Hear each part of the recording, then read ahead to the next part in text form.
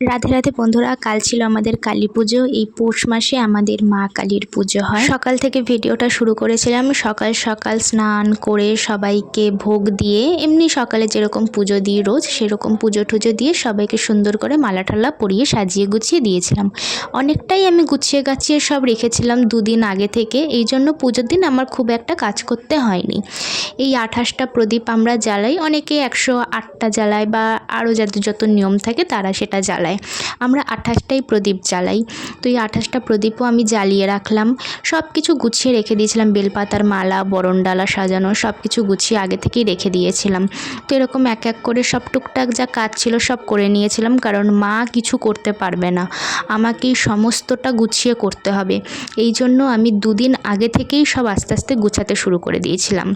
তো সব এইদিকে গুছিয়ে গাছিয়ে রেখে দিয়ে আমি এখানটায় ভোগের জন্য, মায়ের ভোগ হবে, ভোগের জন্য সবজি কাটছিলাম আমি আর মাসি মিলে। তারপরে ভোগের সবজিটা কেটে নিলাম। সেই রকম কিছুই ভোগ রান্না এবছর হবে না, কারণ মা তো কিছু করতে পারবে না, আমি আর মাসি মিলেই যা করার করব। এই জন্য খুবই কম ভোগ রান্না করা হয়েছিল, খিচুড়ি, 5 রকম ভাজা আর পায়েস, চাটনি। তারপরে মাকে এই জবা ফুলের একটা মালা পরিয়ে দিলাম। আর এই ডাব চলে এসছে, এটা হচ্ছে গিয়ে দেবী ঘটের আর দ্বার ঘটের। তো দ্বার ঘটের জন্য আমি এই ডাবের মধ্যে এই চিহ্নটা এঁকে নিলাম। এই চিহ্নটাকে কি চিহ্ন বলে আমি না, নামটা এখন আমার মনে পড়ছে না, তো তোমরা জানলে আমাকে কমেন্ট করে জানিও। তো দ্বারঘটটাও আমি বসিয়ে দিলাম, বসিয়ে দ্বারঘটে মালা পরিয়ে দিলাম সুন্দর করে। এতটা সুন্দর লাগছিল দেখতে। আর এটা হচ্ছে গিয়ে জাগ প্রদীপ। এই প্রদীপটা সারাদিন তো জ্বলবে, আবার সারা রাতও জ্বলবে। এই দেবীঘটের মধ্যে আমি সিঁদুর দিয়ে এই চিহ্নটা এঁকে দিচ্ছিলাম। এই চিহ্নটাকে যে কী বলে আমার না মনেই পড়ছে না এখন। তারপরে মাকে আরেকটা গাঁদা ফুলের মালা পরিয়ে দিলাম। মাসি ওদিকে ভোগ রান্না করছিল আর আমি ততক্ষণে ফলগুলো কেটে নিচ্ছিলাম, কারণ ঠাকুরমশাই অনেক তাড়াতাড়ি আসবে, 4টের সময়। তাড়াতাড়ি বলেছি পুজো করে দিতে, কারণ এবছর অনেক ছোট করে হচ্ছে, সেরকম ঘর বাড়িটারি কিছু রেডি হয়নি, মন্দিরটাও রেডি হয়নি, তাই খুবই ছোট মতন করে, ঘরোয়া মতন করে হচ্ছে, তাই ঠাকুরমশাই অনেকটাই তাড়াতাড়ি আসবে। সব আমি রেডি করে নৈবেদ্যও সাজিয়ে রেখে দিয়েছিলাম। মায়ের মুখটা এত সুন্দর লাগছিল, তোমরা তো দেখলেই বুঝতে পারবে, এত সুন্দর লাগছিল মায়ের মুখটা। তারপর ঠাকুরমশাই চলে এসেছিলো বিকালবেলা। আমি ড্রেস চেঞ্জ করে অন্য একটা কুর্তি পরে নিয়েছিলাম। এদিকে ঘরটাও বসিয়ে দিয়েছে। দেখো তোমরা মায়ের মুখটা কতটা সুন্দর লাগছে না, মানে আজকের যেন একটা আলাদাই সুন্দর লাগছে মাকে। এইদিকে সুতোও বেঁধে নিচ্ছে এক এক করে, মানে সব কিছুই তো গোছানো হয়ে গেছে। ঠাকুরমশাই এসে শুধু এই কয়েকটা কাজই করে নিল। তারপরে এবার আমরা পুজোয় বসে যাব। মাসি তার আগে বরণ করে নিল। আমার মাই প্রত্যেক বছর করে, এবছর যেহেতু মা পারবে না তাই জন্য মাসি বরণটা করে নিল।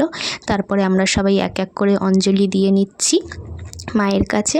তো অঞ্জলি দেওয়া হয়ে গেলেই আমাদের পুজো শেষ হয়ে যাবে। এখন এই বরণ ডালাটা নিবেদন করা হচ্ছে মাকে, এরপরে ভোগ আনা হবে, ভোগ আরতি হবে। আমার মাসির মেয়ে গঙ্গা জল ছিটাতে ছিটাতে যাচ্ছে সামনে, আর আমি আর মাসি ভোগগুলোকে নিয়ে যাচ্ছি মায়ের কাছে। এবারে ভোগ নিবেদন করা হবে মাকে। ভোগ নিবেদন করা হয়ে গেলে যজ্ঞ হবে। হোমযজ্ঞ হয়ে যাওয়ার পরেই এই বছরের জন্য পুজো শেষ। তো আমি তো ভাবতেই পারিনি আমি একা একা সমস্তটা গুছিয়ে একা একা সব করতে পারবো বলে। একটু প্রথমে ভয় ভয় লাগছিল যে কি করব, কিন্তু তারপরে দেখলাম যে পুজোর দিন আমার কোনো কাজই নেই, আমি সারাদিন শুধু ঘুরে বেড়াচ্ছি আর ভাবছি কি করব। তো আর মানে প্রচুর টুকটাক কাজ যেহেতু আমি আগে থেকে করে রেখেছিলাম, এই জন্য আমার অতটা হেডেক নিতেই হয়নি পুজোর দিনকারে। তো খুব ভালোভাবে এবছর পুজোটা হয়েছে। আমার তো খুবই ভালো লেগেছে পুজো করে, নিজের হাতে সমস্তটা গুছিয়ে সাজিয়ে পুজো করতে আমার খুব ভালো লেগেছে। প্রত্যেকবারে করি কিন্তু খুব টুকটাক করি, কারণ মা তো থাকে, আমার অতটা চাপ নিতে হয় না। এবছর যেহেতু আমি মেন, আমাকেই সমস্তটা গুছিয়ে করতে হবে, তো আমার একটু ভয় লাগলেও কিন্তু মায়ের আশীর্বাদে, মায়ের কৃপায় আমার কোনো কষ্টও হয়নি। আর আমি কিন্তু পুরো নির্জলা উপবাস করেছিলাম, তাতেও আমার শরীরে একটা ফোঁটাও কষ্ট হয়নি। তো সব শেষে পুজো হয়ে যাওয়ার পরে প্রসাদ খেতে বসেছি, তখন মনে হয় 10:30 মতন বাজে। ওটা ভোগের প্রসাদ, আর এটা বাইরে এমনি সবার জন্য খিচুড়ি করা হয়েছিল।